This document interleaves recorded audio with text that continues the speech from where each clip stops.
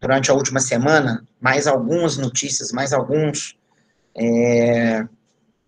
estabelecimentos nos passando que não dão conta mais, que vão parar. É muito ruim a hora que a gente chega num posicionamento desse e está escutando, às vezes, amigos nossos, casas de nome, casas de antigas, tradicionais, dentro de Belo Horizonte, e a gente está escutando que não vai continuar. A gente está aí hoje, infelizmente, com algo em torno de 25% do mercado de alimentação fora do lar, em BH e Grande BH, já está quebrado, e a gente tem aí, infelizmente, um número de mais 10 a 15%, dependendo do prazo que vai reabrir, que também não tem muita possibilidade de conseguir depois. E pior do que o nosso segmento, está o segmento aí de algumas pessoas que acompanham à frente também, o Marcelo Vanderlei é um deles, que é o mercado de eventos, que também, assim, não se fala data, e isso é muito ruim para nós, enquanto cidade criativa pela gastronomia, para nós, enquanto capital dos botecos, para nós, enquanto Minas, estado da gastronomia, é muito ruim. Mas é o que está vindo.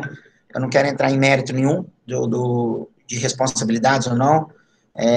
Só a nível de informação, nós temos várias seccionais da Brasel que já estão reabrindo. A gente tem São Paulo, Rio, cidades que passaram já por um período de pico, que o povo estava no tal de empurrar o pico para frente, e sobrou outra coisa para a gente em Belo Horizonte, e essas cidades já estão reabrindo. Então, a gente tem conversado um pouco ainda com o poder público, mas tivemos aí um fechamento do restante do comércio que não estava fechado, e agora, para acompanhar a gente vai ter mais uma ponta de uma galera de comércio aí. Mas, vamos aguardar. Eu acho que a função nossa, enquanto guardiões da gastronomia, é que a gente consiga, na hora que isso voltar, que a gente consiga realmente trazer a força novamente da gastronomia, com todos os eventos, com todos os atores aí. Então era isso, Flávio. Qual que é a nossa próxima pauta? Tá fechado, Flávio. Tá fechado. Agora vai entrar a Paula, contando para a gente um pouco do andamento do programa. Paula, você está presente? O seu áudio agora está fechado. Ela tinha passado que ia atrasar uns minutinhos. A gente pode Vamos, seguir, Ricardo, então, para o assunto você seguinte. monitora ela aí. Monitora ela a hora que ela entrar. Então, agora é o Arte Salva. Então, nós estamos aí já na segunda plenária, aliás, terceira, né? A primeira plenária que a gente teve, que foi apresentado o Arte Salva, nós, na época, conseguimos algumas parcerias para a Arte Salva. No mês passado, a coisa já estava bem encaminhada. Então, essa pauta está com o Flávio Dornas. Então, Flávio, como é que está isso aí? Conta para a gente um pouquinho, por favor. Só um instantinho que eu vou compartilhar minha tela aqui. Eu vou pedir um pouco da paciência de todos, vai ser rápido.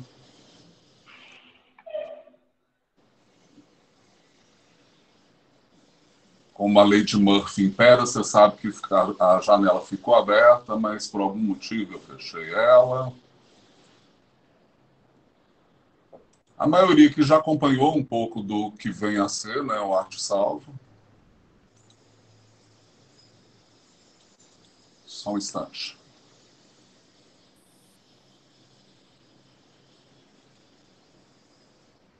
Agora sim.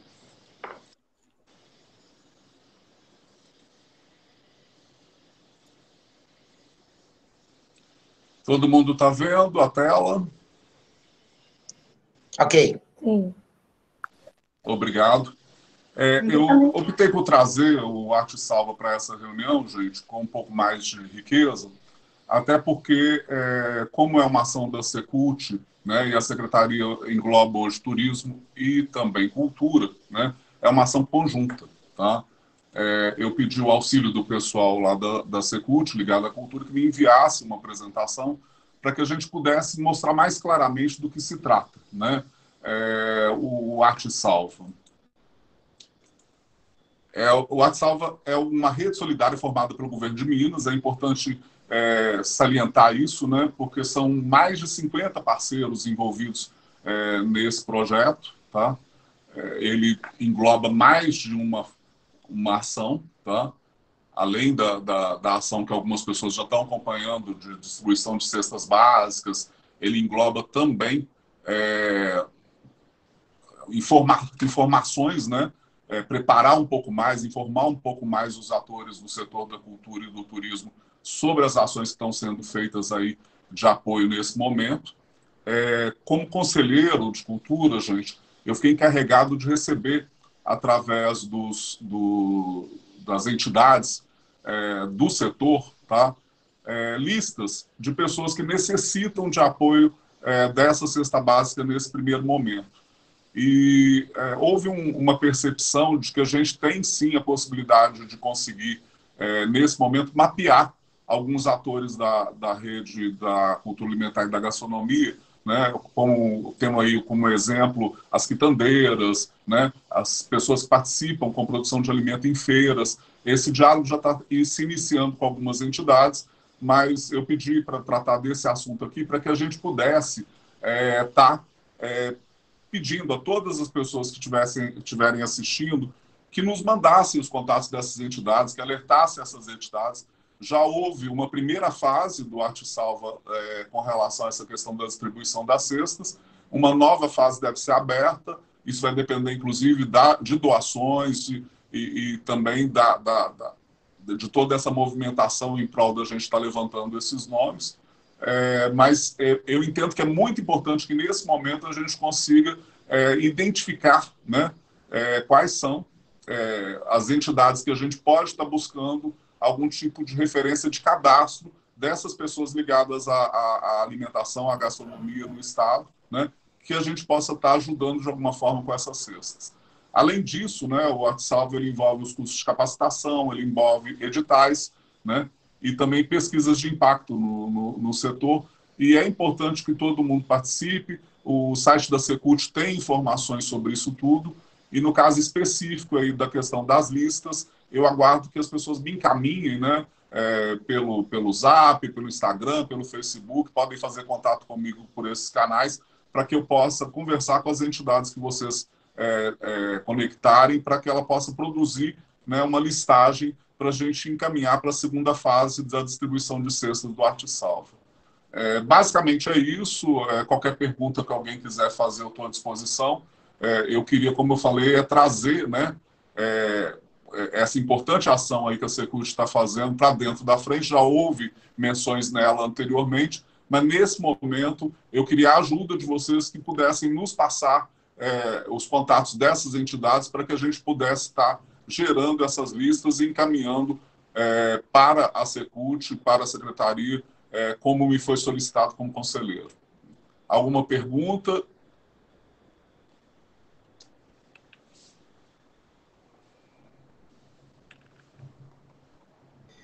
Gente, quem tiver alguma pergunta, alguma dúvida com relação ao Arte Salva, pode abrir o microfone e fazer.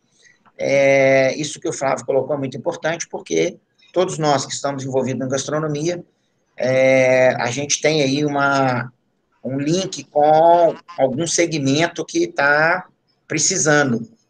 Então, isso é importante estar sendo direcionado para o Flávio, para que ele faça um trabalho de cadastramento junto com o pessoal da organização. Então, se ninguém quiser colocar nada agora, Oi.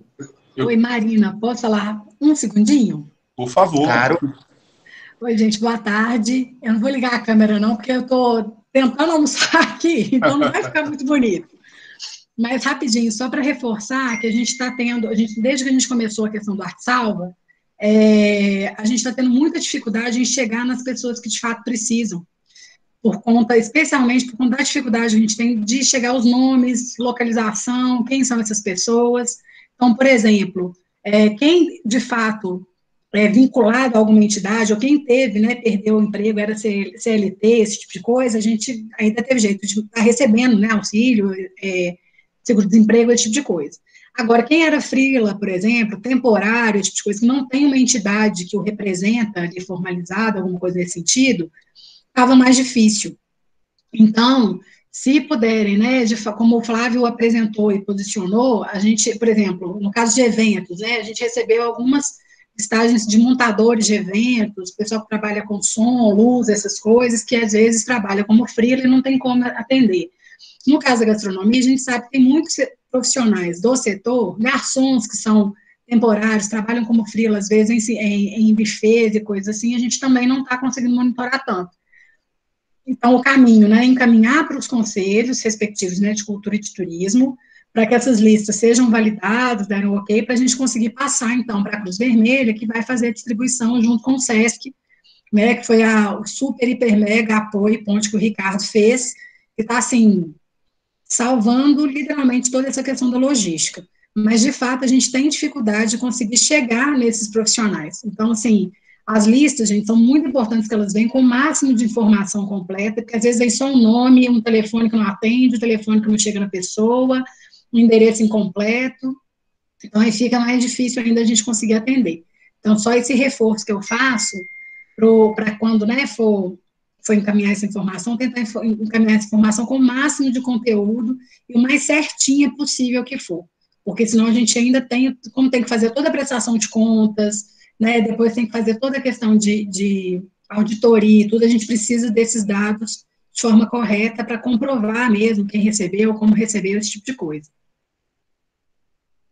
Obrigada, gente. Muito bem lembrado, Marina. Eu queria só salientar, gente, que essa ação evidenciou uma dificuldade que todo o setor da cultura tem de mapear, né, os seus participantes, os seus atores, né? E isso não é diferente na gastronomia. Foi lembrado em várias falas durante as lives de ontem da comemoração do Dia da Gastronomia, que a rede da gastronomia é muito extensa. Ela é composta por vários tipos de pessoas, por vários atores, que vai desde da produção do alimento lá na roça, que planta seu alimento ali, né, e chega até nós, até mesmo os cozinheiros, né, que não estão formalizados, que atuam de forma artesanal. Então, eu entendo que, para além só da ajuda que o ArtSalve traz, ele traz também, nesse momento, uma possibilidade de mapeamento, de registro de pessoas, né, para que a gente possa dialogar cada vez mais com um número maior de pessoas. É isso. Mais alguma fala?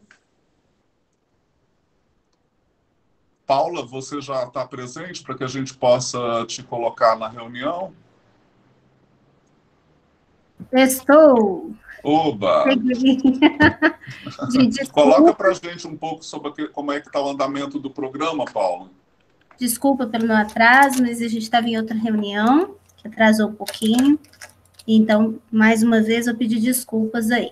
Bom, sobre o programa, dentro do programa, uma das premissas dele é a entrega do plano. O plano, ele foi entregue em 2018, no dia 5 de julho, e dentro desse plano a gente tinha várias ações contempladas e entidades envolvidas para poderem desenvolver, para poderem trabalhar essas ações em conjunto. E com a pandemia e até mesmo com as reestruturações de mercado, tive uma necessidade de fazer uma reformulação deste plano. Então, nós convocamos todos os envolvidos, lembrando que a lei rege o quantitativo, né, de envolvidos no plano, então, tanto de órgãos públicos, quanto empresas públicas, quanto entidades convidadas, assim como a FGM está lá representada. Então, a gente tem também esses quantitativos lá definidos pela lei.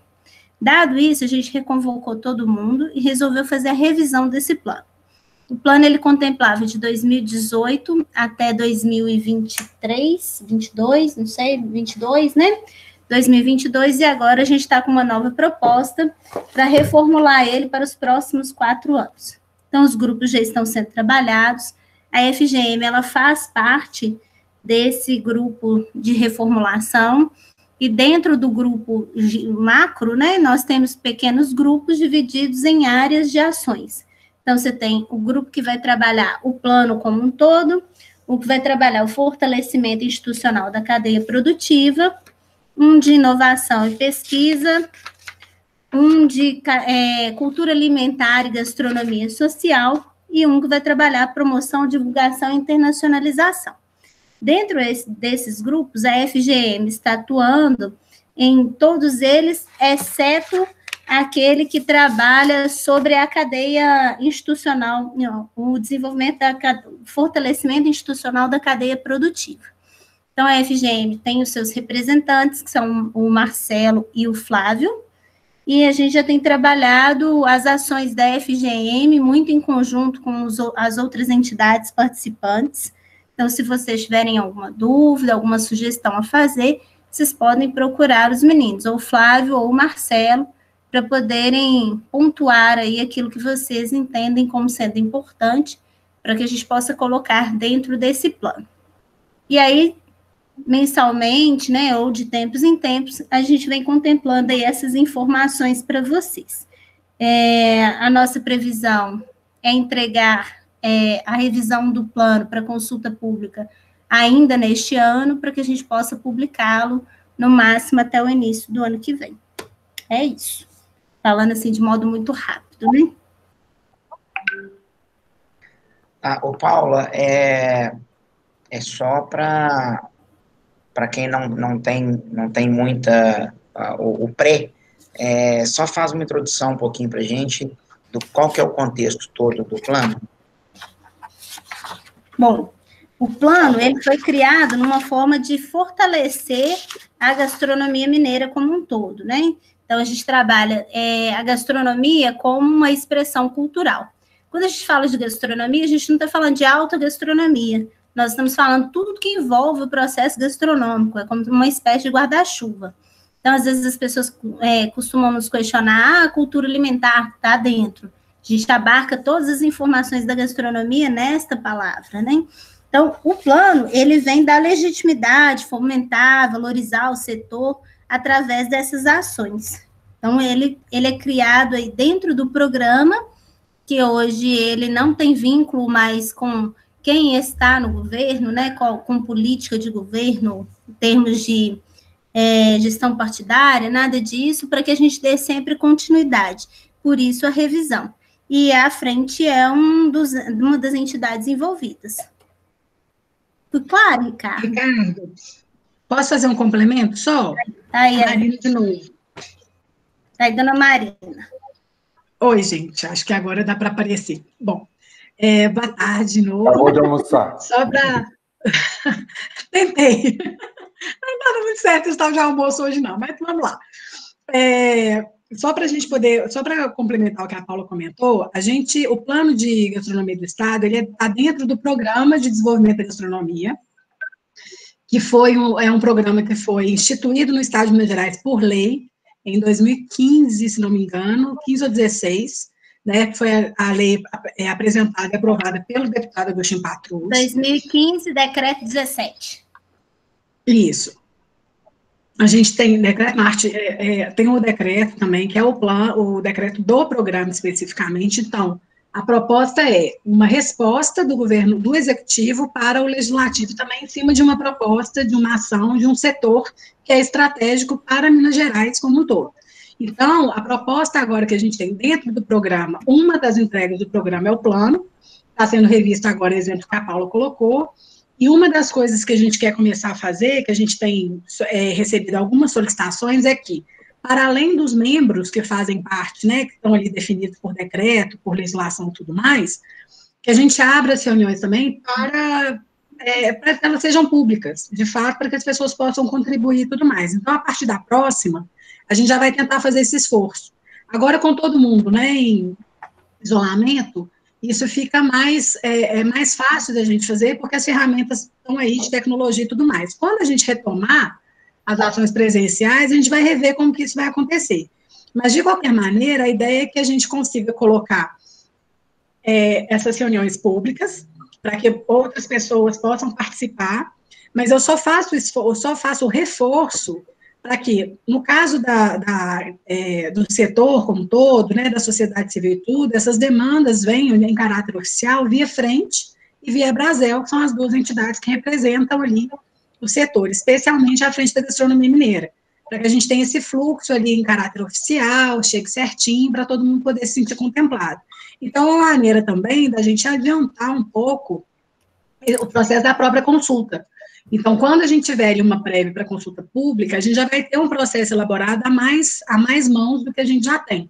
Então, a gente está revendo algumas questões nesse sentido, para a gente trabalhar, assim, super aberto a sugestões, né, e indicações, não tem problema nenhum, pelo contrário. Agora, eu só peço para vocês lembrarem o caminho oficial para ser seguido, e nesse caso, para esse grupo, aqui o caminho é via Frente da Gastronomia Mineira, na representação do Flávio e do Marcelo.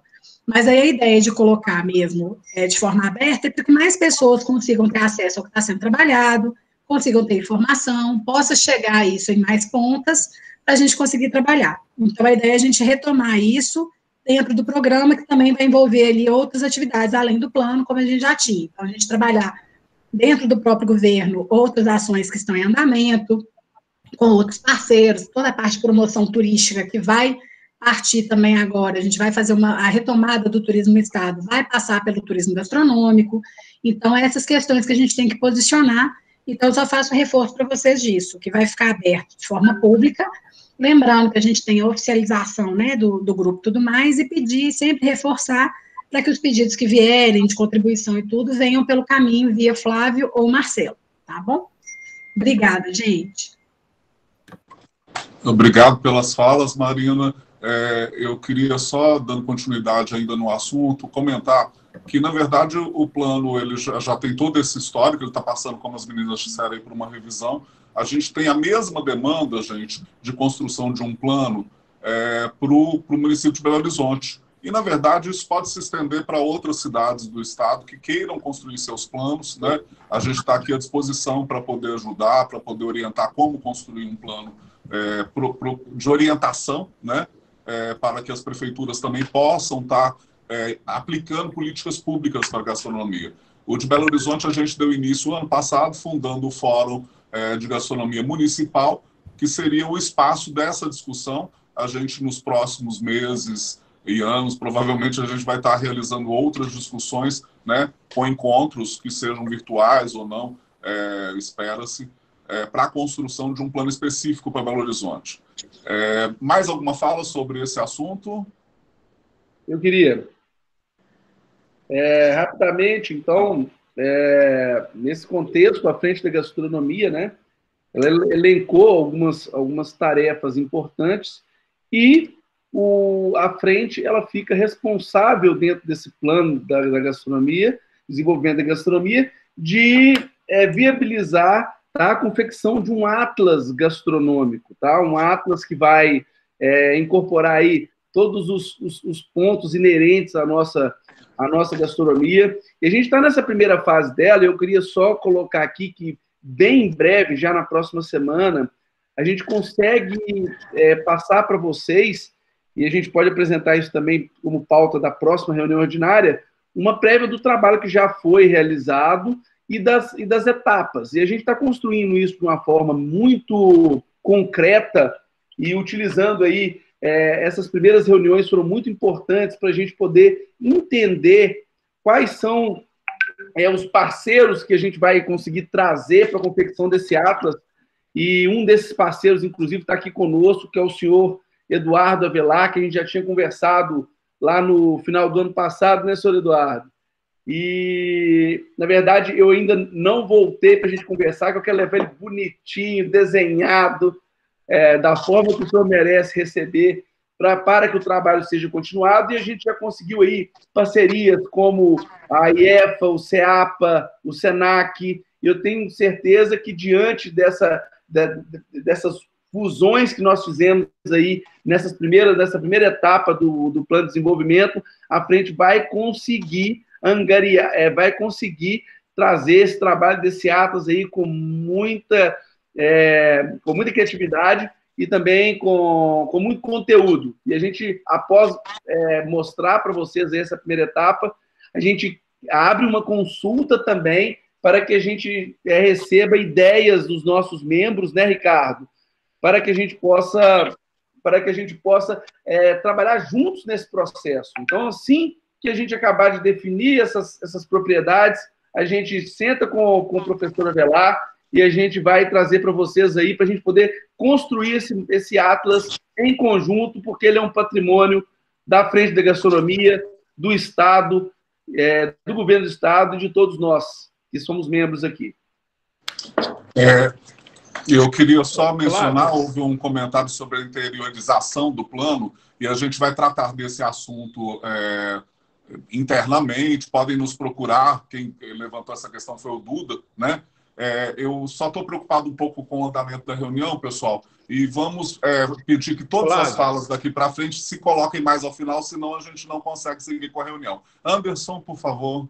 É só fazer uma consideração que o plano ele já existe, né? Tá passando agora por uma revisão. Então, quem tiver interesse também pode solicitar o plano que já existe para poder ter conhecimento, que muitas vezes já tem pleitos que ele tem interesse que já estão lá contemplados, né? Exatamente, bem lembrado. Dando seguimento... Flávio, só para arrematar esse assunto, aí a gente vai pedir o Bofa, que ele também, apesar de estar fora da pauta, o mais importante do plano da gastronomia, acho que o mais importante do que até as próprias ações, é a gente ter conseguido desvincular política de um plano estadual. E isso aconteceu quando, por época do lançamento do plano, a Paula e a Marina já estavam envolvidas nisso. Isso aconteceu de uma forma muito, muito interessante, porque a gente teve uma mudança de governo e, normalmente, infelizmente, quando os governos mudam, eles pegam os projetos todos do governo anterior, jogam no lixo, começam tudo de novo, e isso não aconteceu com a gastronomia em Minas, mas isso foi em função da forma que ele foi criado, da forma que foi conduzido, e principalmente os atores que estavam junto e que fizeram parte da construção disso. Então, eu acho que o maior ganho para a gastronomia de Minas Gerais é a gente ter conseguido desvincular os interesses políticos.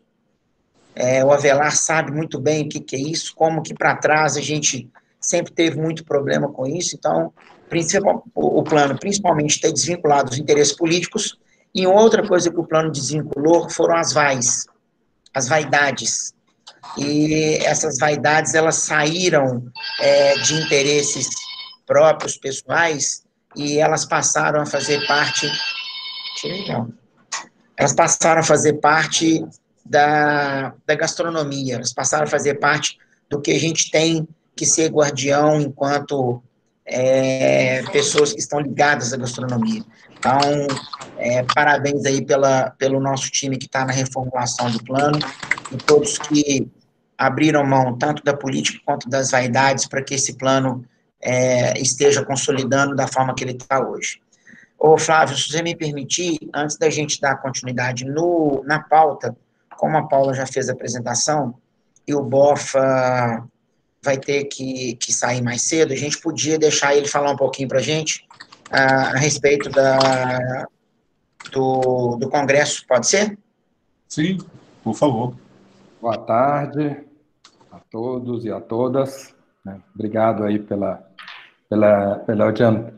por antecipação da minha participação, né? Eu queria falar, né, que depois que a Belo Horizonte recebeu esse título, né, da Cidade Criativa da Gastronomia da Unesco, que, né, a gente iniciou no final do ano a preparação de um programa municipal de turismo gastronômico, né?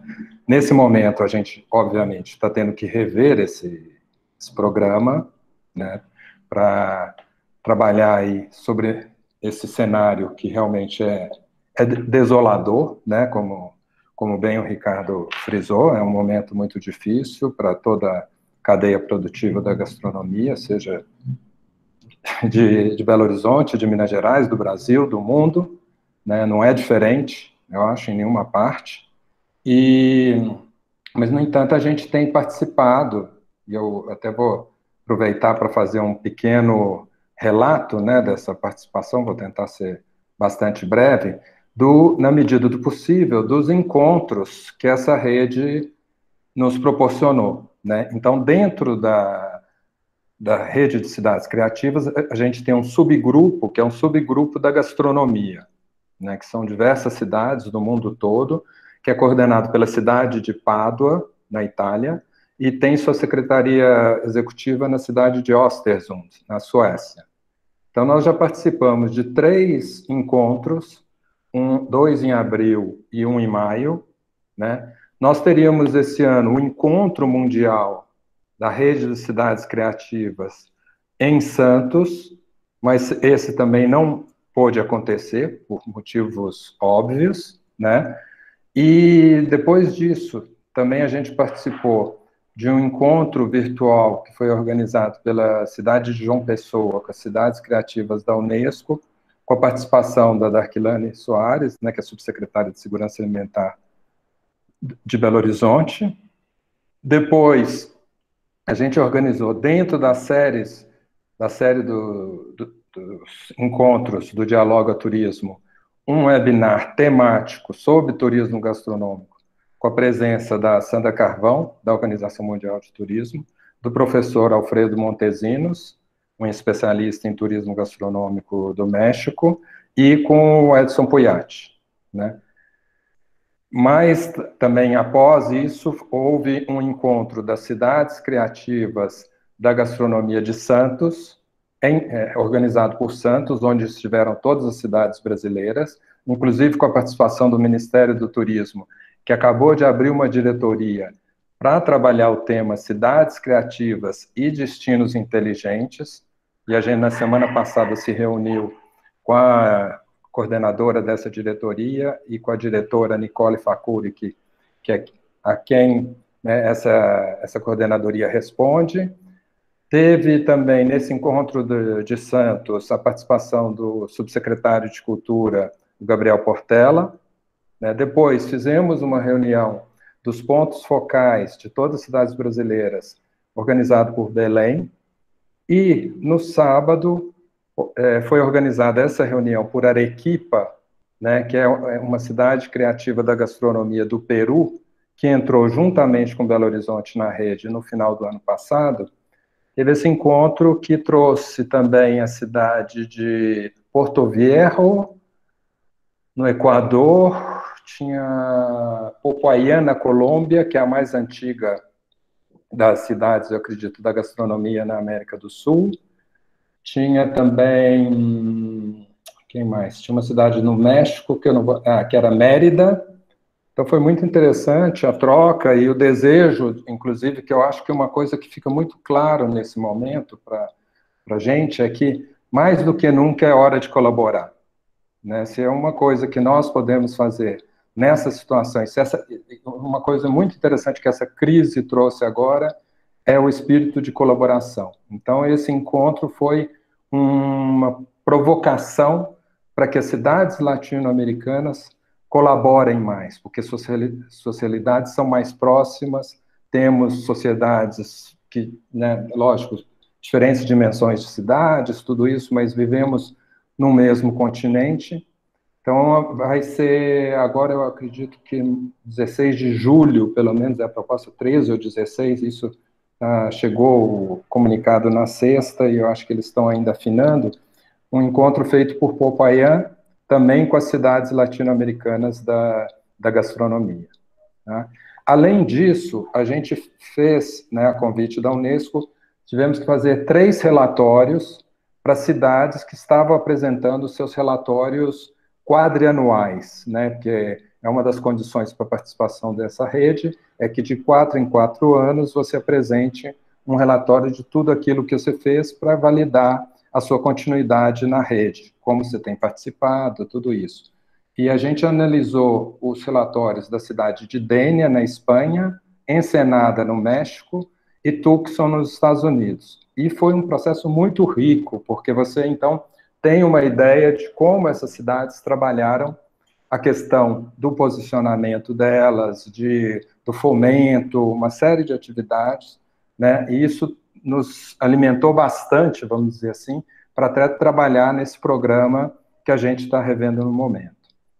Eu acho que uma outra coisa importante destacar, que a gente tem dentro do programa, né, uma instância de governança, que a gente pretende publicar, assim que possível, um decreto, onde, à frente da gastronomia mineira, o Ricardo está até com esse modelo, né, do decreto, à frente da gastronomia mineira tem o assento como representante da sociedade civil, né? E isso a gente acha muito importante, porque, sem dúvida, a gente tem que transformar, né, esse título e esse programa, como o governo está seguindo nesse caminho, com a política estadual, transformar num programa de cidade, não um programa de gestão, né, mas um programa que pertence à cidade, um título que pertence à cidade, e que a cidade só tem a ganhar se trabalhar, né, numa direção todo mundo junto. Por último, é importante falar que em agosto nós vamos iniciar uma série de oficinas do projeto, que é a segunda fase do projeto Dialoga Turismo, e, com certeza, dos temas principais será a gastronomia.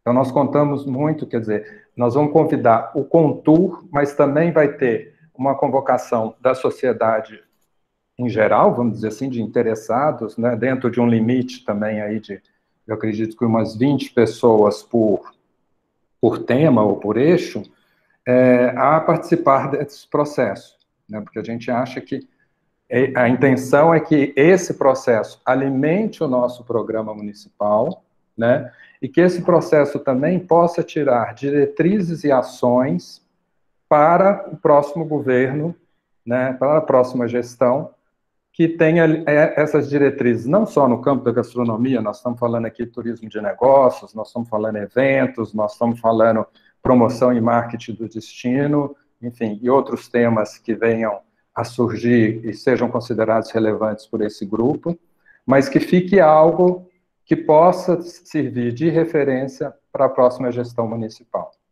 Tá? Então, é isso. Ótimo. O Bofa, obrigado. Gente, o Bofa, ele faz parte da Belotour, para quem está na sala não conhece. Ele foi uma das pessoas que, juntamente com a Flávia, com todo o time Belotour, participou da construção do dossiê nosso, que foi o que a gente conseguiu trazer o título de Cidade Criativa. Então, parabéns por estar acompanhando e cuidando do título aí. Nós temos que cuidar do título por enquanto, porque a outra ponta que justifica ele, a gente está meio difícil de cuidar. Muito bem. Mas vamos, eu acho, Ricardo, que o mais importante agora, eu vou reforçar isso de novo. Eu acho que é o momento que a gente tem de buscar, através de criatividade, através de inovação e através de unir esforços, a pensar como sairemos ali na frente dessa situação que ninguém esperava passar, acredito, nessa existência. Né? Acho que é um negócio muito inusitado. A gente está vendo também a complexidade dessa pandemia, né? A gente vê situações, quem acompanha no exterior, né? A Espanha mesmo, que é um lugar que já tinha considerado que tinha passado, Leira, que é uma cidade na Espanha, vai ter que fazer um lockdown, porque teve uma explosão de casos. A gente viu outro dia a abertura dos bares no Leblon, a gente viu a abertura dos bares em Londres, quer dizer, é um tema muito complexo, né? A gente navega realmente num caminho, lembrando até a Divina Comédia, né? No meio dessa selva escura, né? Assim, realmente é um momento difícil. E só queria lembrar também que a gente tem um convênio com o SEBRAE, né? Que está ativo esse ano e que a gente pretende realizar ali com parcerias também. O Hackatur, ele vai ser focado na gastronomia, né? E também um desafio de inovação para a gastronomia, tentar trabalhar com os estabelecimentos, vão precisar muito do apoio de vocês, tá? E em breve vocês saberão mais desse projeto. Obrigado, Marcos. Eu coloquei o link da reunião que você participou, essa última reunião. Quem quiser assistir, ela teve como tema, gente, exatamente isso que o Marcos está falando, que é a gastronomia em tempos de pandemia, né? Uma reunião super interessante, com falas de várias pessoas, dando um pouco dessa visão desse universo nesse momento, tá? O link está aí disponível na sala de bate-papo, mas quem quiser pode estar pedindo que a gente encaminha também, e aí pode assistir toda a reunião. Dando seguimento... Obrigado, gente. Obrigado a você, Marcos. Dando seguimento à nossa reunião, gente, nós vamos chamar agora a dona Maria das Graças de Souza, a famosa Branca, para falar com a gente um pouquinho sobre os sabores do grama. Tudo bom, Branca? Branca, tudo jóia. Boa tarde, Flávio. Boa tarde a todos. Tudo bem, né? Conta pra gente um pouquinho sobre os sabores do grama. Vou contar um pouquinho da nossa história. Eu sou Maria das Graças, conhecido como Branca, e os sabores do grama começou no terraço da minha casa. Eu tinha uma fábricazinha de untar apenas de cobre, como se fosse o tempo da minha avó. E eu tinha uma pessoa que me ajudava a fazer goiabada. E vendia, assim, para as pessoas que me procuravam. E, com o passar do tempo, chegou a Anglo-América, a Camargo Correia e o Instituto Meio aqui na minha cidade.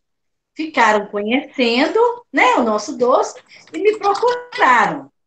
E como eles tinham que deixar alguma coisa de renda para a cidade, aí começamos a reunir para fazer o projeto Sabores do Grama, que no início seria bordado, salgado e doces. Como a população interessou mais pelos doces, como eu já estava fabricando meu doce, então eu aproximei do pessoal e nós fomos reunindo desde o dia 10 de junho de 2010. Convidamos vários segmentos e começamos a planejar a nossa atual Associação Sabores do Grama. No início foi bastante pessoas, só que como a cidade é pequena, as pessoas perdem o interesse rápido. Assim, que é tudo muito depressa, mas como tudo é bem demorado, nós demoramos 2 anos e meio para organizar tudo, inaugurar nossa fábrica de doce. E assim foi. No início tinha 25 pessoas, depois ficamos 13 e hoje somos 9. Desse povo todo que começou, só tem eu e a minha colega. Agora, os outros integrantes são novatos. Novatos, assim, de uns 3 anos, 2 anos, tem uma de 4 anos, e atualmente nós temos 8 anos de existência. Nós somos 9 associadas, mais algumas pessoas que fazem parte do nosso dia a dia. Nós fabricamos doce de leite tradicional e outros sabores, como que eu falo? Outros sabores junto com leite com amora, leite com ameixa, leite com chocolate. Então, assim, a gente faz hoje, em média de doce com 600 litros de leite. A gente trabalha de segunda a quinta, atendemos quase o Brasil inteiro, assim. Claro que não é tanto em cada cidade. Nós atendemos mesmo Rio, São Paulo, Espírito Santo e Belo Horizonte. Minas Gerais, bastante. Nós temos bastante cidade que a gente atende. E nós estamos planejando em aumentar a nossa fábrica, porque, assim, nós já estamos no limite de cliente. E todo dia aparece cliente novo. E como a gente é artesanal, a gente não tem como ampliar tanto, porque senão perde a qualidade. Então, nós já compramos um terreno para ampliar a nossa fábrica. Mas ainda estamos terminando de pagar, se Deus quiser, até janeiro, apesar que com a pandemia atrasou bastante, que diminuiu vendas, nós ficamos parados muito tempo, então deu para atrasar. Mas, se Deus quiser, em janeiro a gente já começa a construção da nova fábrica e a gente vai tentar dobrar a produção. Porque se crescer muito, perde a qualidade. Então, não é o nosso interesse. O nosso doce é totalmente artesanal, não tem conservante, é só com 20% de açúcar e é o doce tipo doce da vovó. Na hora que você vai experimentar, você sente o sabor puro do leite. Então, graças a Deus, estamos fazendo muito sucesso. Todo dia tem cliente novo. Só que, infelizmente, enquanto a gente não ampliar, a gente não tem como atender todos. Então, nós já estamos no limite de cliente.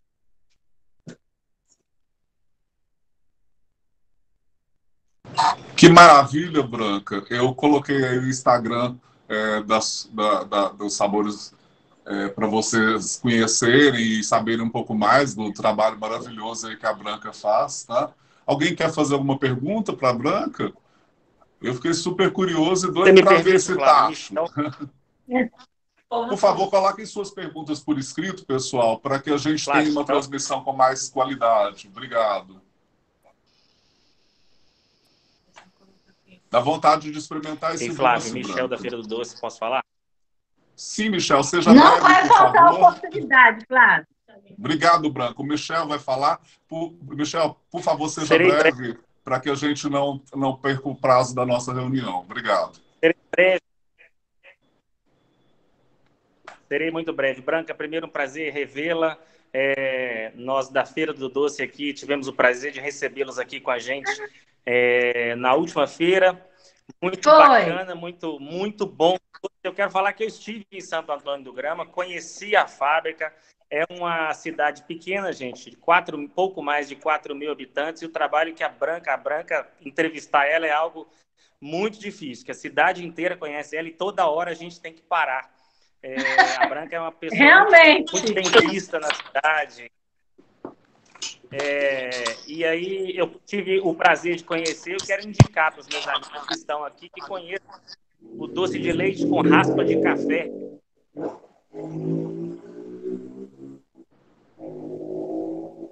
Maravilha, fica a dica aí, né, do doce de leite com raspa de café.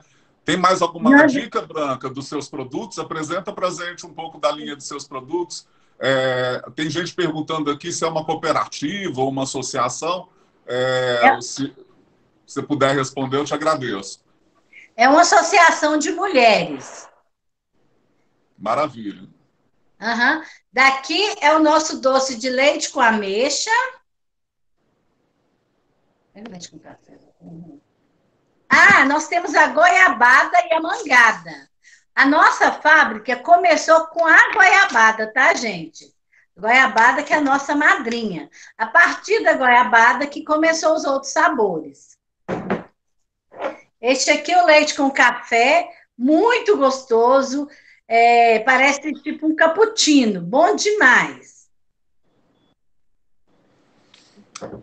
E a gente consegue adquirir os seus produtos lá pelo seu Instagram? Com certeza, sim. Então pode preparar que está todo mundo aqui com água na boca querendo experimentar essas maravilhas, Branca. Nossa, que ótimo! Ficamos muito felizes com isso. Obrigado pela sua participação. Eu queria só mais uma última pergunta. Hoje essa associação envolve quantas mulheres na produção? 9 mulheres. 9 mulheres, maravilha. Estão todas de parabéns e, com certeza, a gente vai ficar aqui esperando chegar esses produtos maravilhosos para a gente poder comprovar essa maravilha, tá? Obrigado pela sua apresentação, você saiu super bem, tá? Obrigado, querida. Até a próxima. Graças a Deus. Obrigado,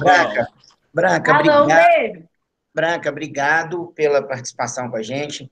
Esse formato virtual, ele traz algumas coisas interessantes para a gente, né? A última reunião nossa da Secretaria Executiva, a gente ponderou exatamente isso, poder trazer pessoas de fora de BH para dentro da reunião, para poder fazer, contar um pouquinho das histórias do interior para a gente. Isso aí o Eduardo, através da expedição, ele tem muito, o Flávio Trombino também, mas acaba que a gente por aqui não consegue conhecer todas essas pérolas que a gente tem no interior. Então, parabéns pelo espírito associativista que você demonstrou aí, de que não ser uma coisa sua, de ser um movimento associativo, isso é muito legal. Isso é o que tem movido muito, principalmente o que a gente faz aqui com a frente da gastronomia. Então, parabéns por esse lado associativista, isso é muito legal, muito importante, e parabéns pelo trabalho. Já comprando sede própria, vocês estão muito chique mesmo. Valeu, obrigado pela apresentação.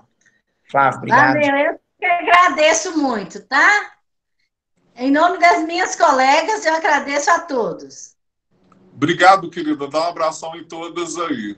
Pessoal, dando seguimento, a gente vai agora para Carangola, nossa querida Carangola. A gente está aí agora com a padaria do Onofre, temos inclusive a presença do Onofre, e o Douglas vai contar para a gente um pouco dessa história sobre a padaria do Onofre e o famoso pão borboleta. Vamos lá, Douglas, abra seu microfone e conte para a gente um pouco dessa história. Primeiramente, boa tarde a todos. Eu queria agradecer por essa oportunidade e agradecer mais ainda porque o Onofre está com 80 e algumas primaveras, e eu cheguei na padaria com 14 anos e eu tenho um pouquinho dessa história com ele e o carinho e o amor que ele tem pela panificação. O Onofre é filho de padeiro e começou dentro de padaria com 7 anos de idade, 7, 8 anos, né, mais ou menos? 7 anos. Com 7 anos de idade.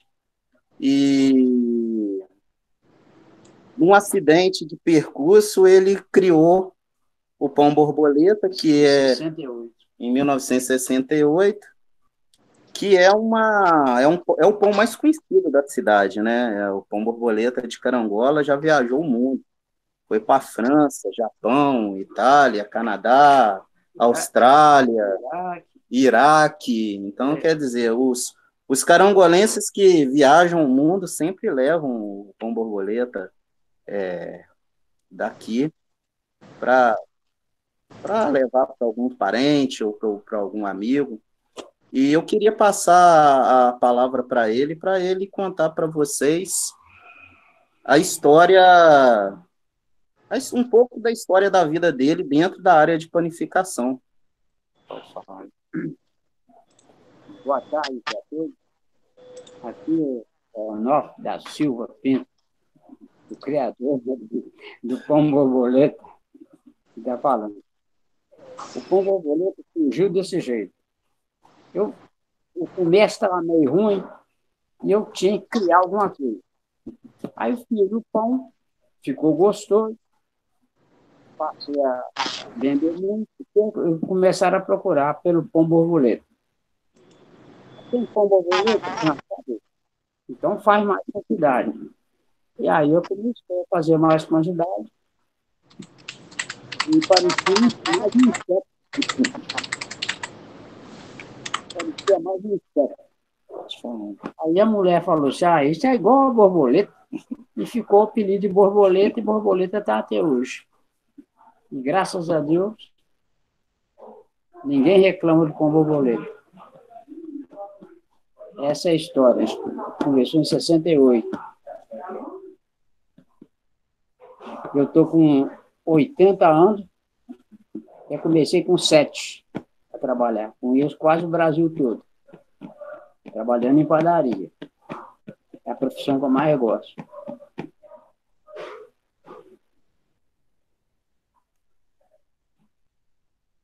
Assim, hoje. Não, a gente não está te escutando. Qual que é o segredo do pão borboleta, seu Onofre? Canta pra gente, que eu sei que tem um segredo. O segredo do pão borboleta é fazer bem feito. Já ouvi por aqui que tem outro segredo. Mas o forno a lenha? Hein? O forno a lenha é outro segredo? O forno é a lenha e o laço é de tijolo, de lajota. Então, o forno com laço de lajota, o pão sai diferente, o gosto é outro. É igual a comida é feita no fogão a lenha com fogão de gás. A diferença é muito grande. A esponja, né? E é feito com problema de esponja. É feito com 12 horas de fermentação. A esponja e ele. Esse pão é interessante porque começa a ser feito 7 horas da manhã. Isso. E o que acontece? Agora são quantas horas? São 4 horas da tarde. A gente começou a fazer esse pão 7 horas da manhã de ontem e a gente tem pão aqui para assar e ele sai perfeitamente. Perfeito. Fica 24 horas. Isso aí. Ele é um pão feito no costume antigo e ele não vai em tela. É em caixote de madeira, tem a lona própria, com tecido próprio para colocar ele. Para ele crescer. Então, é todo um trabalho artesanal.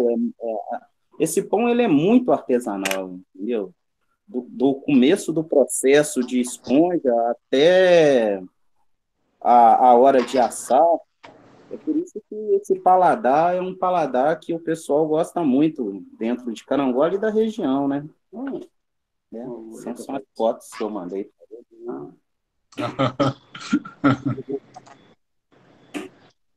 As pessoas estão perguntando aí como é que é o pão borboleta, e eu estou colocando essa imagem para as pessoas conhecerem o pão borboleta, né? Fica todo mundo curioso. Agora tem que ir a Carangola para poder experimentar, né? Ou vocês mandam para qualquer parte do mundo?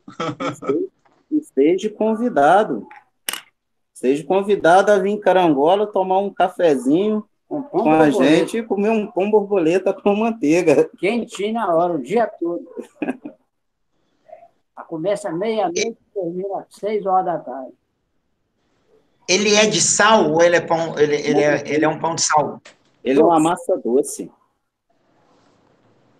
É uma massa doce gostosa.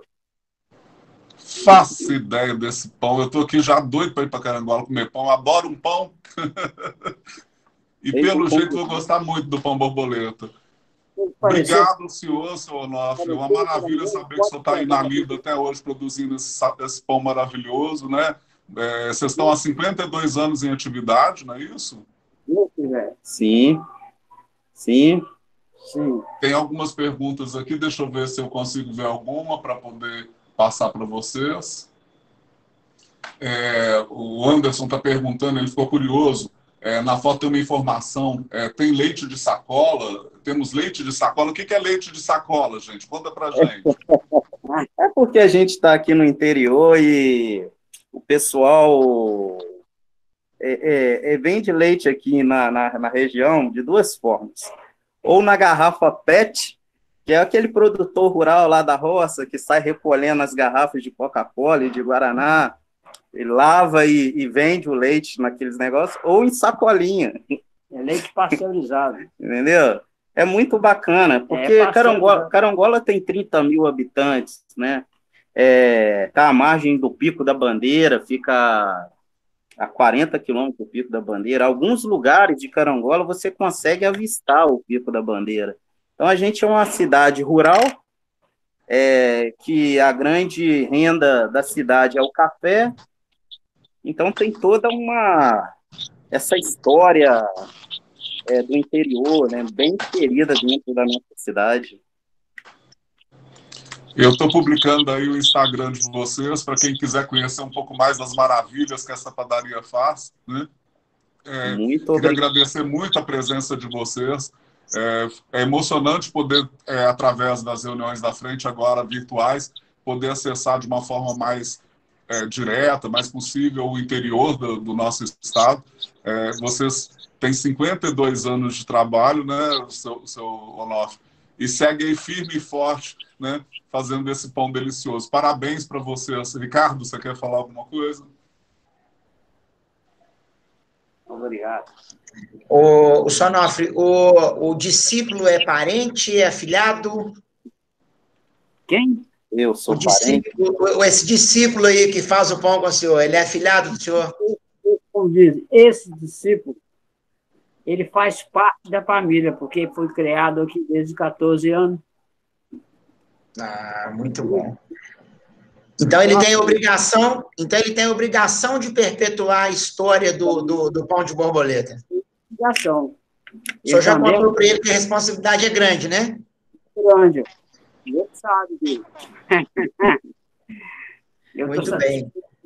Parabéns ao senhor por passar essa história, para não deixar isso ficar, né? E parabéns ao discípulo por estar aprendendo e perpetuando. E você dar continuidade à história é uma coisa muito séria e muito importante. Então, parabéns por você estar tocando isso aí nesse patamar. Muito legal, história bacana. Parente é ruim. Muito bom.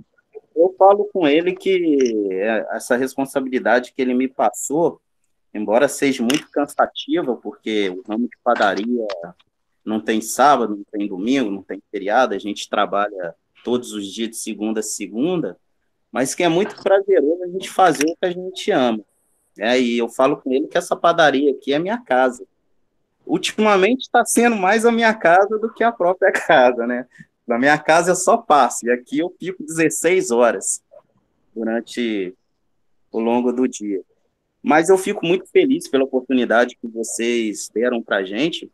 Eu fico mais feliz ainda dele estar podendo falar, porque com 80 anos de idade e muito trabalho, tem muitas coisas boas para ensinar para todos nós, né? E eu agradeço muito, de coração, a todos. Vamos lá, Valeu, Deus abençoe. De palmas aí para o seu Onofre. Todo mundo aí batendo palmas. A gente não tem som de todo mundo, mas a imagem das pessoas batendo palmas e homenageando ele fica aí, né? Parabéns, Onofre. Muito obrigado pela sua participação. Douglas, tá? E que o siga aí mais muitos anos. O Ricardo, ele dá ênfase na questão da tradição, e porque ele é terceira geração do restaurante Maria das Tranças. Então, ele sabe que responsabilidade grande que é essa. É isso aí. E é uma responsabilidade você dar continuidade ao trabalho do outro, né? Eu falo muito isso com ele aqui. O que eu puder fazer para continuar e a gente continuar trabalhando e desenvolvendo esse trabalho e valorizando o nome dele, né? O interessante, eu tinha falado com o Flávio, que ele teve 3 padarias, essa é a terceira. E nenhuma delas tinha o nome dele. Quando eu assumi a responsabilidade, a gente homenageou ele, dando o nome da padaria com o nome dele. Entendeu? Hoje a padaria chama Padaria do Onofre. Merecida homenagem, viu? Parabéns. Estamos todos agora ansiosos para poder experimentar. Espero que vai aparecer gente da frente da gastronomia aí, buscando os produtos do seu Onofre e também conhecer o seu Onofre, né? Que tem um sabor especial a gente conhecer quem prepara o nosso alimento, né, gente? Todos vocês estão convidados. Obrigado. Dando seguimento na nossa reunião de hoje, gente, a gente vai ter aí mais um pouquinho da fala do Eduardo Avelar sobre o lançamento do seu livro, onde a gente teve a oportunidade de inaugurar as lives da FGM, e eu tive o prazer de conversar com essa grande figura que é o Eduardo, uma pessoa que tem muita história para contar e vai trazer um pouquinho dessas histórias agora, falando do seu livro para a gente, dentro da nossa reunião. Eduardo, por favor. Flávio, Eduardo, desculpa só antes de você começar, que eu vou ter que sair da reunião, mas eu queria também só comentar uma coisa que eu acho que é interessante. Eu vi outro dia um trabalho muito impressionante que está sendo feito pela comunidade valenciana, que é um mapa da cadeia de valor da gastronomia daquela região, né? E Dénia, que é uma cidade da rede das cidades criativas da gastronomia, está envolvida nesse projeto junto com a Universidade de Alicante e com o governo da comunidade valenciana. Eu vou tentar buscar mais informações, né, e compartilhar com vocês, porque eu acho que pode ser um referencial interessante aqui, complementar, né, ao brilhante trabalho que você faz, ou o trabalho também que já foi realizado pela própria Secult, né, do Atlas, né, do mapa da gastronomia, enfim, eu acho que tudo que a gente puder aportar nesse sentido pode ser importante, tá? Então, obrigado aí pelo espaço. Ricardo, eu fico aguardando você analisar o decreto que está aí com você, tá? Para a participação da Frente da Gastronomia no grupo gestor da Cidade Criativa da Gastronomia, e conto com todos para esse processo que a gente vai iniciar em agosto, né?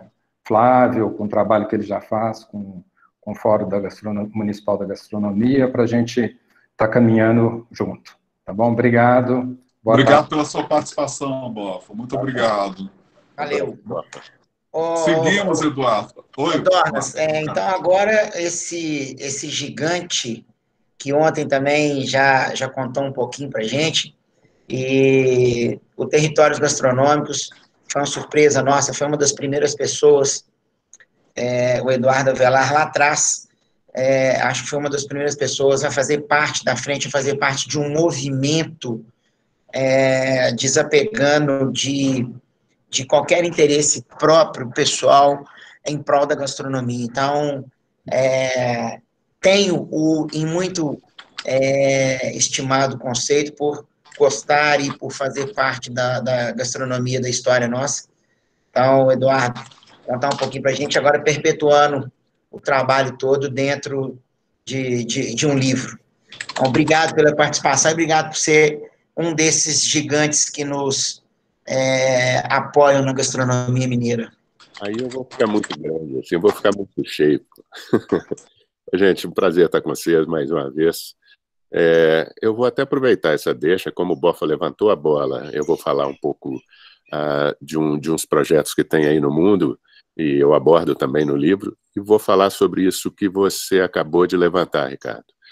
Eu acho que eu acredito no trabalho igual dessa senhora que teve aí, Dona Branca, né? É isso? O associativismo, eu acredito na coletividade. Eu acho que, desde o começo do trabalho que eu venho fazendo, exatamente é um trabalho de promoção e valorização desses pequenos produtores, desses pequenos bares, restaurantes, desses atores que são espalhados aí por todo o estado de Minas Gerais, pelo Brasil. Mas a minha pesquisa trata-se de Minas Gerais, essa que eu estou lançando agora. Já tive a oportunidade de fazer em outros estados, mas essa é uma que vem carregada de emoção, porque eu sou mineiro, tenho um amor todo especial por essa terra. Então, falar do livro, eu começo a primeira parte do livro falando sobre a minha iniciação na vida gastronômica. Meio um autobiográfico, um relato autobiográfico. E depois eu vou chegando nessas minhas mudanças, né? Essas minhas aventuras. Entrei para o Clube Gourmet e comecei a trabalhar, ter acesso a muitas informações que a gente ainda não tinha fim dos anos 80, 90, de produtos importados, porque era tudo fechado para importação. A turma mais nova não sabe disso, não conhece essa dificuldade que a gente tinha. E eu, com esse Clube Gourmet, que eram de empresários bem-sucedidos, que viajavam muito pelo mundo, isso foi aguçando minha curiosidade sobre a gastronomia. E com isso, nessa época também, começaram a acontecer as coisas no Brasil. Eventos trazendo chefes de fora, foi quando o Troaglo chegou, o Henrique Jacan, o Emanuel Bassolei veio depois, mas outros chefes, inclusive italianos, e chegaram e começaram a dar esse destaque para a gastronomia, para a alta gastronomia. E isso foi criando uma curiosidade muito grande. Eu parti para a França, eu tive uma oportunidade nas minhas empresas de fazer um período de descanso, um sabático, fui para a França estudar. Então eu conto esses detalhes todos. O que eu fui buscar lá, eu descobri que estava aqui no meu nariz, embaixo do nariz da gente aqui, Minas Gerais, tudo aquilo que eu fui buscar lá.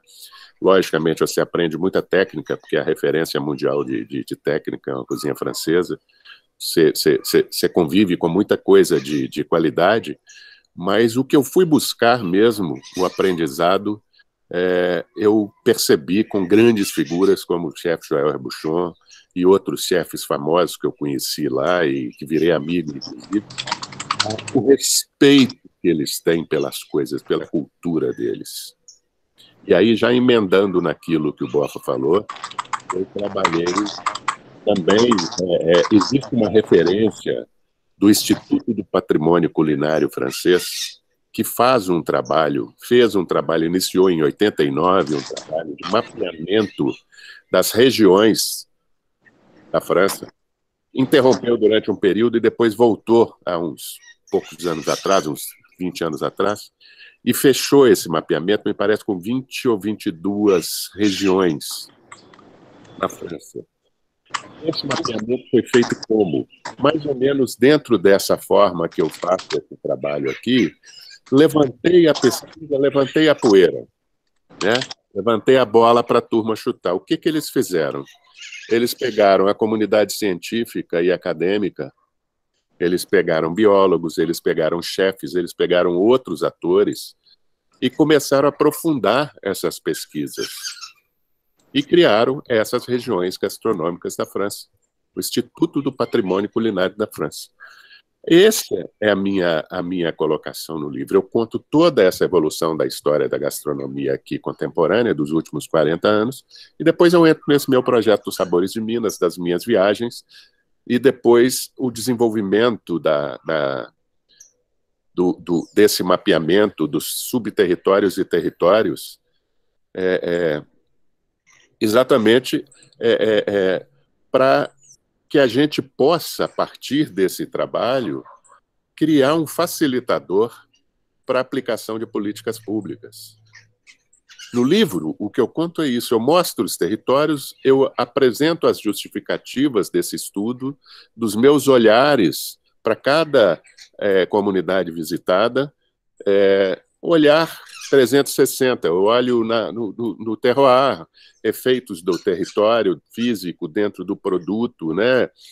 Alimentar o território cultural, aquelas tradições, quem viveu ali, quem passou por ali, quem está por lá e deixou marcas na gastronomia, e depois analisando mais um terceiro olhar da cadeia produtiva, detalhes sutis da cadeia produtiva.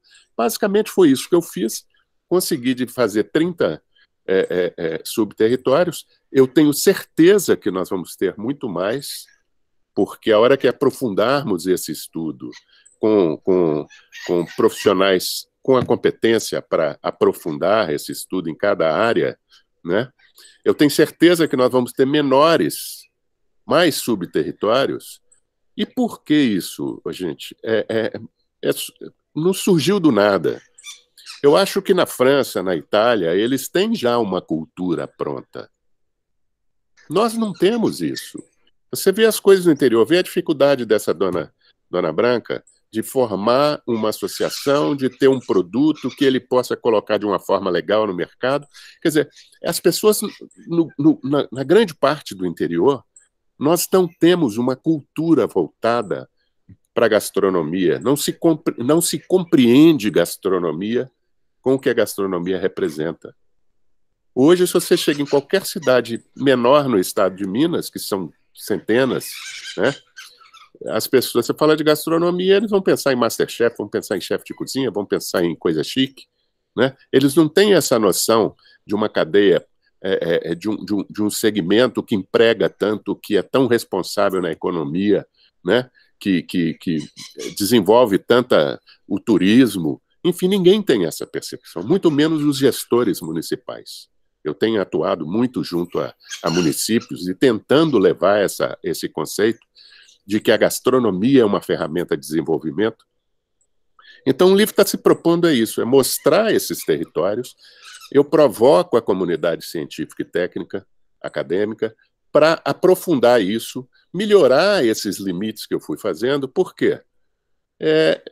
Poucas cabeças pensando, fazendo isso. Viajei muito, defini alguns grupamentos de municípios por similaridades e fui formando esses subterritórios. Obviamente, tem coisas que estão faltando, Não é possível uma cabeça só que tenha mais 20 anos, eu não vou conseguir formatar isso se não tiver uma participação coletiva.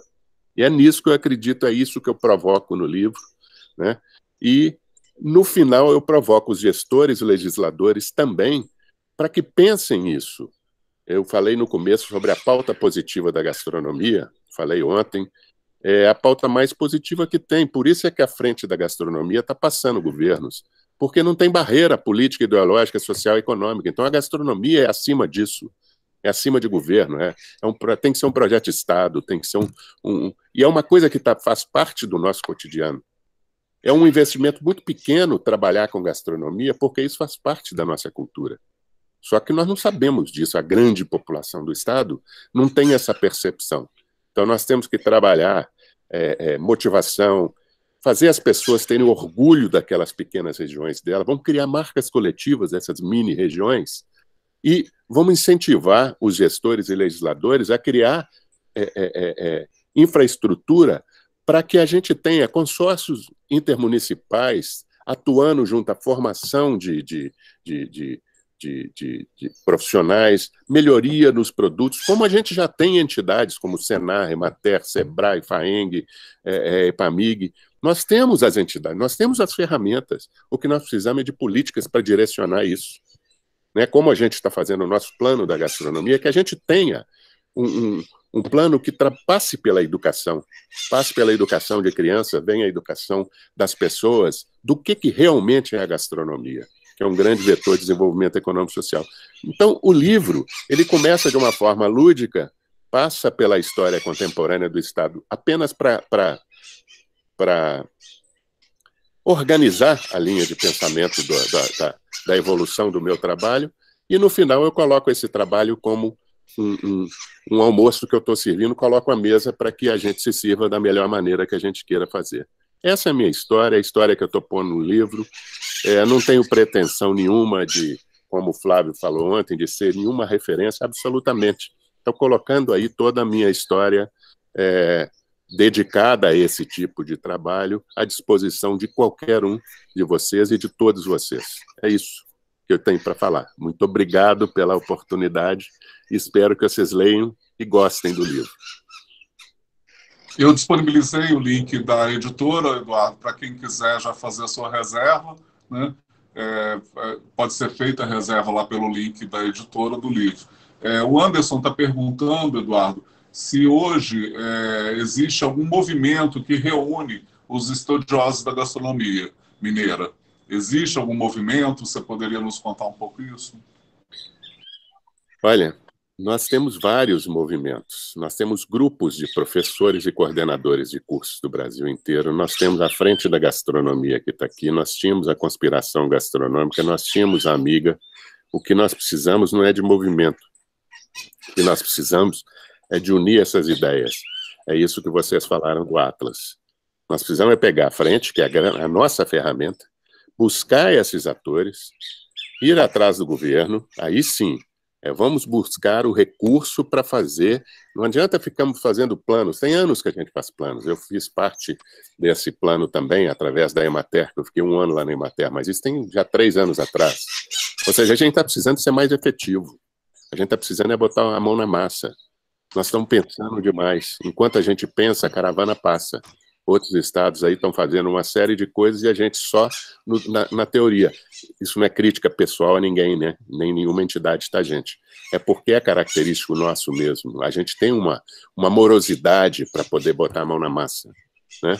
Eu queria que vocês refletissem sobre isso. Eu acho que a gente precisa ser mais proativo nas ações junto a governo. A Marina está aí, tem outras pessoas de entidades aí. A gente precisa trabalhar o seguinte: bom, nós temos essa ideia, vamos fazer esse Atlas aqui, quanto custa? O que precisa? Quais os profissionais? Montam uma meta, montam um plano de trabalho efetivo e vão atrás do recurso. Vão buscar recursos, seja de emenda parlamentar para fazer num determinado lugar, junto com o consórcio de município, vamos buscar um recurso. E se a gente tiver essas pequenas regiões delimitadas, vamos fazer uma pré-seleção, estabelecer algumas regiões que já estão mais preparadas para receber esse projeto e vamos buscar recursos e vamos começar a implantar. Enquanto isso, vai puxando os outros subterritórios, a gente vai estabelecendo junto com a academia, vamos buscar recursos para colocar pesquisa da meninada de escola nas regiões. Nós temos escola espalhada de gastronomia no estado inteiro, não só de gastronomia, história, geografia, biologia. Maravilha. A gente tem mais uma pergunta aqui do Zago, do chefe Zago. Ele está perguntando, acho que dialoga com um pouco que você falou agora. Você acredita que essa valorização do terroir, a valorização das rotas gastronômicas, devem primeiramente partir de ações públicas? Deixa eu entender essa pergunta. Nós já temos, por exemplo, várias coisas levantadas. Eu não vou falar de terroir, porque o terroir se liga muito a produto, né? Eu não vou falar de indicação geográfica, né? Denominação de origem, porque liga muito a produto e maneira de fazer. Eu falo de identidade gastronômica, por isso que eu insisto nesse assunto, porque identidade gastronômica, a gente trabalha com a região com uma série de outros aspectos. Então, a gente tem, se a gente consegue definir algumas dessas micro-regiões já, que a gente possa trabalhar, aí sim, nós temos que ir através da frente da gastronomia, de todos os movimentos organizados, e buscar o governo. E nós não temos que pedir, nós temos que mostrar para ele que isso é uma ferramenta de desenvolvimento. Nós temos que fazer o nosso lobby, nós temos que fazer o nosso marketing, temos que ir lá buscar recursos e fazer 1, fazer 2, fazer 3 e mostrar para ele resultado. É isso que a gente precisa fazer. Nós temos que usar das políticas públicas para viabilizar a execução do nosso projeto e mostrar para eles que gastronomia, além de ser pauta positiva, né, é gerador de emprego e renda. A Mari Pena, Eduardo, está com uma pergunta. Ela mesma já coloca aqui que a pergunta dela é um pedido de spoiler. Tá? Quais são os territórios e como os municípios se agrupam neles? E se alguma característica climática ou de ingrediente. É um spoiler, de certa forma, mas você já citou algumas vezes um pouco sobre isso. Mais está no livro, mas o que você puder contar para a gente? O negócio é o seguinte, eu fui pegando com esses 3 olhares que eu expliquei, eu fiz uma junção desses 3 olhares, do território físico, as interferências nos produtos, o território cultural, a maneira de fazer, se tem algum resquício ali de indígena, de negros que passaram de outras nacionalidades, deixaram algum rastro nas receitas, na maneira de alimentar, de fazer. E o terceiro olhar da cadeia. Da mesma forma que eu falei, eu tirei essa interseção e peguei a identidade gastronômica. Com essa identidade gastronômica, eu fui pegando comunidade por comunidade e fui agrupando quem tem similaridade. E fui formando. Logicamente, ainda está faltando um monte de coisa para se fazer. Mas eu fui juntando assim. E, logicamente, também, estudando as bacias hidrográficas, estudando o relevo, os biomas, a história das comunidades, das cidades, tudo isso eu pesquisei.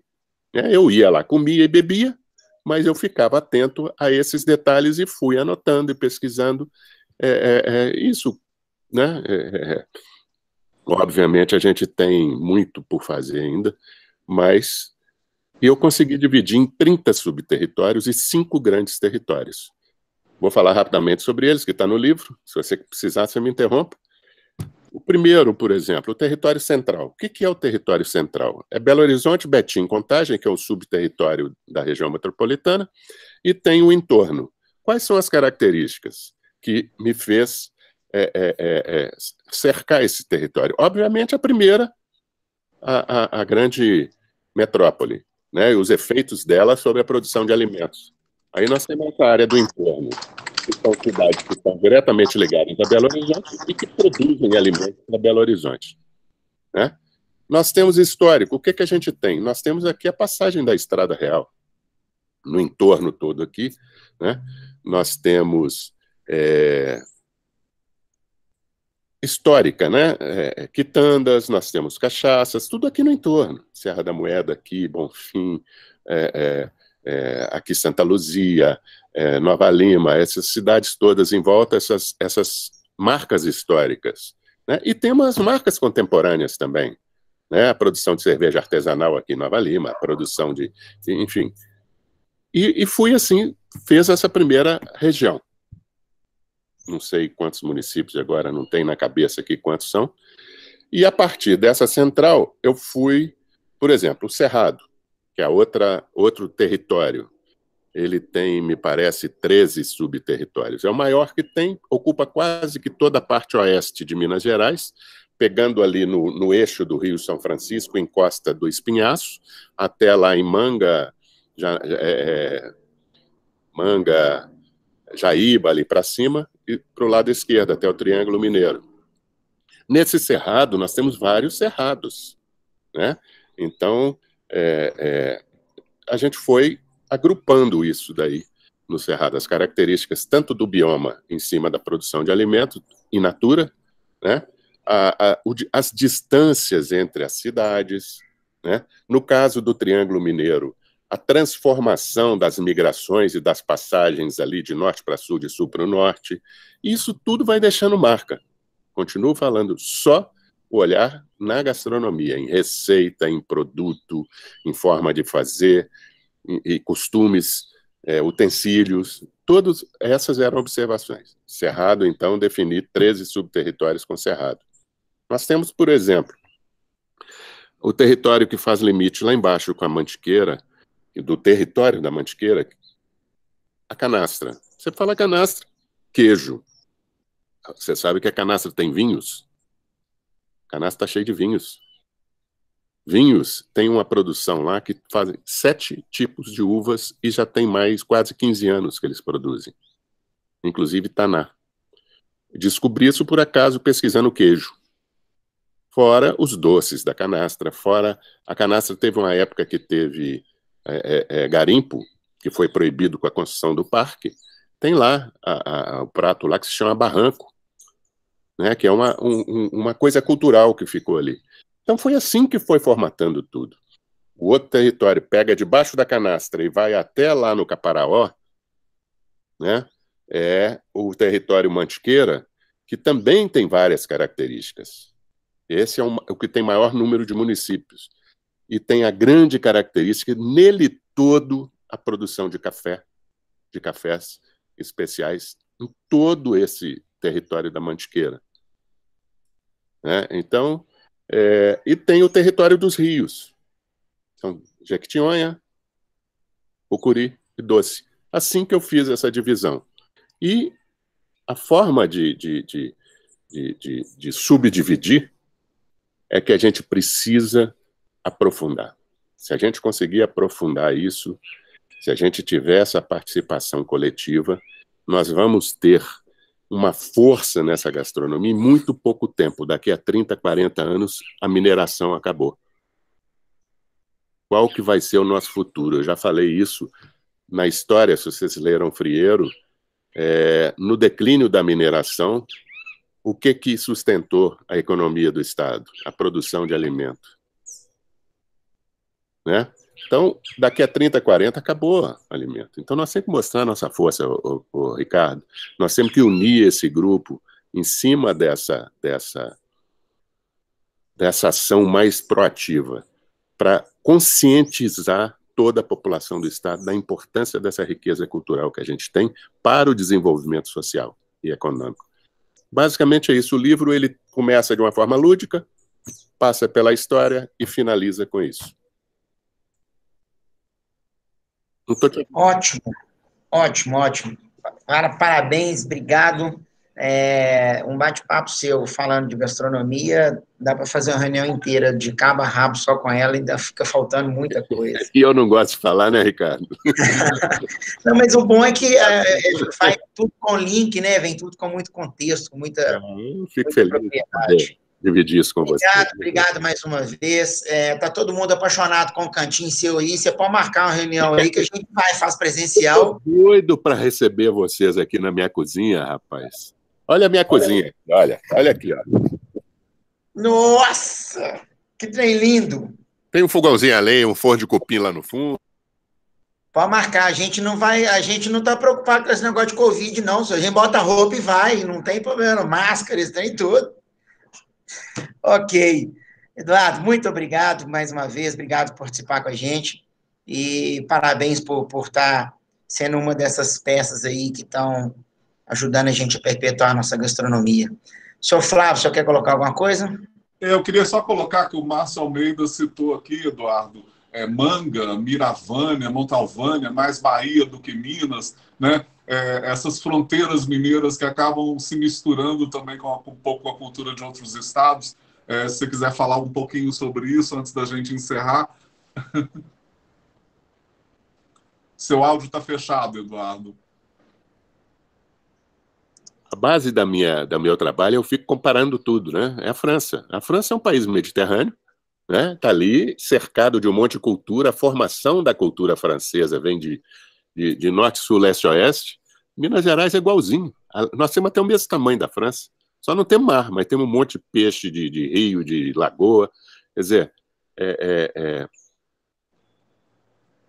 deixa eu entender a pergunta aí. Eu perdi aqui. Não foi exatamente uma pergunta. Ele citou, né, cidades que estão mais ao norte de Minas, que estão muito próximas da Bahia ali. Ele citou Montalvânia, Miravânia, Manga, né, que é mais Bahia do que Minas, né, mas é Minas também. Né? Essas fronteiras mineiras são muito interessantes nesse sentido de que misturam as culturas, às vezes, de outro estado com a nossa. Né? Isso é que forma a culinária mineira, a gastronomia mineira. Essa diversidade que forma.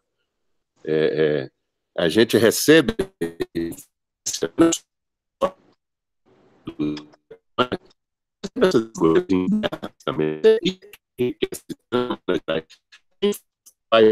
Nós tivemos um problema com a conexão, Eduardo. O seu áudio está falhando. Então, a gente tem um estado tudo a ver com a França nesse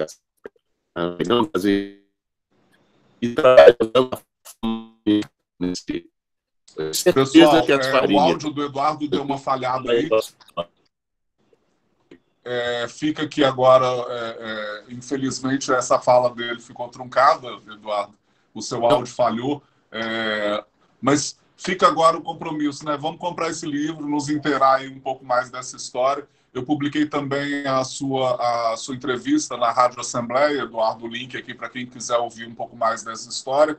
Eu queria agradecer a presença e a participação de todos. Essa reunião foi muito boa, foi muito gostosa de assistir, né? E foi feita com a participação de todos vocês aí. A sala agora, ela conta com 39 pessoas, chegamos a bem mais de 40, tá? E para encerrar, a gente vai estar publicando daqui a pouquinho, lá tanto no canal da Frente da Gastronomia, quanto aqui no IGVT do nosso Instagram, uma receita de casadinho de goiaba, da chefe Nathalie Diniz. Isso vai estar entrando aí nos próximos minutos. A nossa reunião também vai ser publicada no nosso canal do YouTube, tá?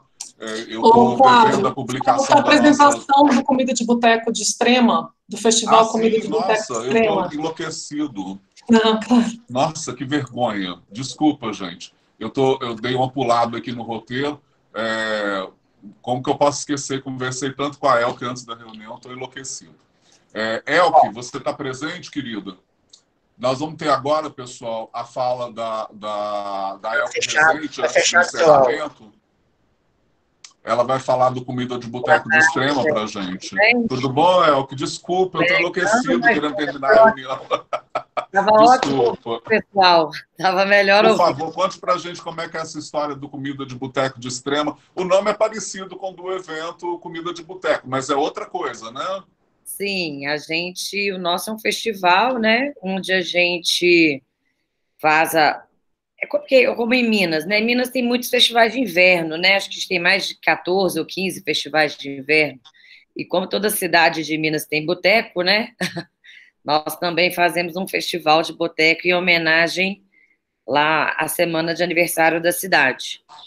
E esse ano, em função da pandemia, nós tivemos que adaptar, né, o Comida de Boteco e, né, ressignificar o festival de uma forma mais ousada, né, forte, aproximadora, sem perder as tradições, né, que o evento já se tornou um marco da cidade. Afinal, ele já está no 11º ano do Festival Comida de Boteco, né? Não boteco. E existe um concurso, não tem a saideira, né? Como acontece aqui em Belo Horizonte. Esse ano a gente levou, o grande desafio nosso foi levar ele todo para o ON, porque apoiar num pilar que está instável, que é a abertura, o presencial de estabelecimentos, foi um entendimento nosso da organização. Então, nós colocamos ele delivery. Então, as pessoas vão poder pedir o seu tiragosto em casa e montar o seu tiragosto. Nós temos esse ano 20 participantes, receberemos consultoria de chefes como Edson Puyatti, né, e alguns chefes especializados em delivery. E os ingredientes desse ano, nós estamos homenageando os 300 anos de Minas Gerais, então está aberto o tema, para que todos possam criar algum prato, um tiragosto, um petisco com esses ingredientes. Extrema é uma cidade, a última cidade de Minas, divisa com São Paulo. Então, a turma tem muito orgulho de ser o portal de Minas. E lá eles fazem questão de acolher de uma forma bem mineira, né, com a comida mineira. Então, todo o nosso evento foi ancorado em divulgação online, influenciadores, né, rádio, jornais da cidade. A parte que valoriza os músicos locais, onde a gente tinha a apresentação dos músicos, nós transformamos em lives, que nós vamos fazer um boteco virtual, e onde a pessoa poderá fazer o seu boteco de casa, né, assistindo a live e comendo tiragosto. Então, trabalhamos muito a parte do marketing de voucher e sorteios digitais e paramentamos os motoboys, que vão estar todos uniformizados com comida de boteco. Os empreendimentos receberão o kit delivery para poder entregar a comida nas residências e chácaras da cidade. Ao final, a gente vai divulgar as receitas num e-book. E, na final, é diferente também do comida de boteco, que existem algumas comidas de boteco, né, e tem o tradicional de Belo Horizonte, que o voto popular é o que ganha, né? No caso, a gente faz a votação virtual e 5 jurados, os 5 melhores pratos, vão para 5 jurados comerem, e dentre esses 5 mais votados pelo público, o júri técnico escolhe o campeão. E essa nossa... Vou divulgar, compartilhar com vocês aqui a nossa artezinha.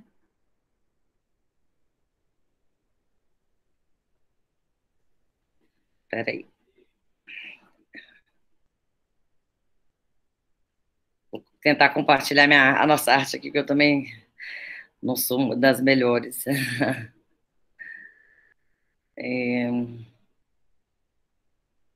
Acho que eu tenho que ser autorizada a compartilhar. O pessoal está me ouvindo? Acho que Sim. Estamos te ouvindo e sua tela está liberada para compartilhar. Nós já vimos, inclusive, a anterior aí que você transmitiu. Ah, legal. Vocês viram, então, né? Então, eu vou passar...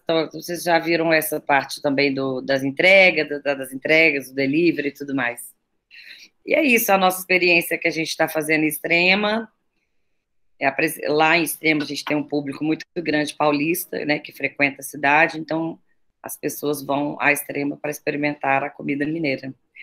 E o grande desafio, né, foi de transformar o que é o aconchego, né, do boteco na casa das pessoas. Obrigado, Elke, pela sua participação. Manda para a gente depois um pouco do resultado disso para que a gente possa acompanhar, né? Você quer divulgar algum canal, algum link seu de rede que a gente possa estar acompanhando aí um pouco mais sobre o evento? Sim, Festival Comida de Boteco de Extrema.com é o nosso site, lá estão todas as informações do evento. Também tem o Face e o Instagram, para quem tiver interessado em acompanhar e dividir a experiência. Nós também estamos abertos, a gente é da empresa Nossa Senhora das Produções, temos parceria com a Ampliar, e também E quem quiser que a gente também passe as informações e divida o nosso aprendizado, porque nós também estamos aprendendo, estamos à disposição. Tá, já tem gente aqui pedindo o contato do festival, né? Deixa eu ver se tem alguma pergunta. Tá, tem uma pessoa perguntando aqui como é que foi, como é que vocês deram solução, né, nesse período de quarentena, para realizar o festival, com a questão da aceitação pelos patrocinadores de um festival que não fosse presencial e tudo. Como que vocês estão construindo isso? Na verdade, os patrocinadores acharam muito melhor a gente preservar agora, nesse momento, a saúde das pessoas. Então, a gente teve um entendimento. Primeiro, a gente readequou a ideia, apresentamos, mostramos a viabilidade de dar esse oxigênio, inclusive, para fomentar a cadeia alimentar e a cadeia dos artistas, que estava famigerada nesse momento, depois de 110 dias sem trabalho. Então, os patrocinadores endossaram, né, a nossa ideia de poder fazer uma forma de vender sem que comprometesse aí a saída das pessoas de casa. Então, a gente conseguiu mesmo persuadi-los através da verdade. Mais ou menos isso. Algumas pessoas estão querendo saber se você pode disponibilizar essa apresentação depois. A gente tem um grupo no Telegram, onde vários membros estão cadastrados e onde a gente convida, aí, se você puder disponibilizar, a publicar lá nesse grupo do Telegram nosso, né, para que mais pessoas possam conhecer sobre esse trabalho. Já é o 11º ano que você falou, né? 11º ano é um festival, né?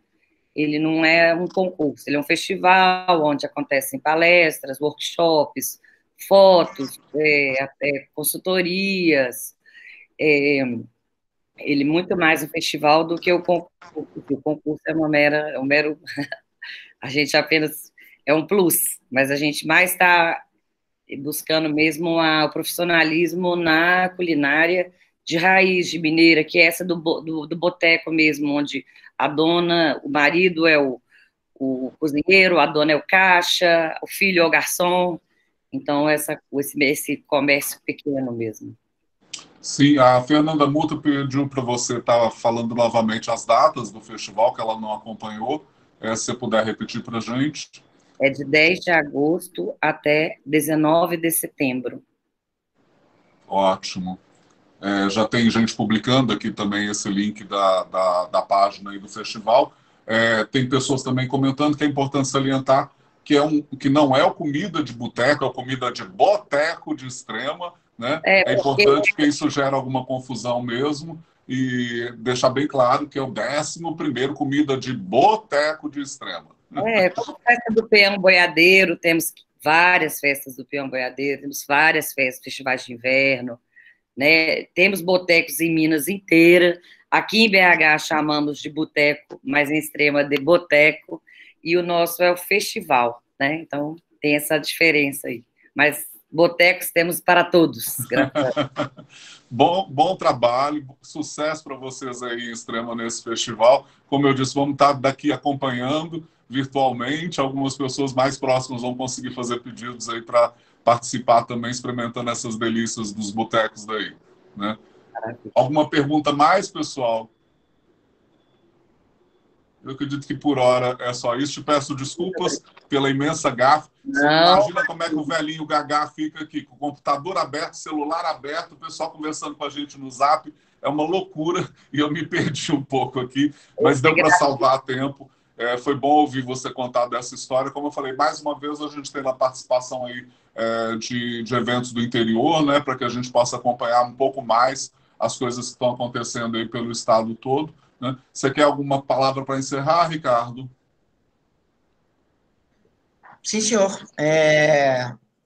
Bom, agradecer a presença de todos. Chegamos no final com 35, chegamos a 50. Agradecer a presença de todos que participaram conosco hoje. E ao nosso time da Secretaria Executiva, daqui 2 semanas temos a nossa reunião para preparar a próxima plenária. E ao nosso time, aos nossos membros da Frente da Gastronomia, aguardamos todos na nossa reunião plenária de agosto, quem sabe com notícias melhores no que se diz respeito à gastronomia e pandemia. obrigado a presença de todos, obrigado pela paciência, e até agosto, se Deus quiser. Pessoal, obrigado pela participação de todos aí, da alegria de todos nessa reunião no meio dessa pandemia, mas super alto astral, cheio de referências e de coisas interessantes. Esperamos que vocês participem das próximas, que participem ativamente dos nossos canais, né, de mídia. A gente tem Instagram, canal de YouTube agora com atualizações, com publicações mais recentes, e também o nosso Instagram. Aguardo vocês na próxima reunião ou em qualquer momento em edição extraordinária. Um abração para vocês e até a próxima.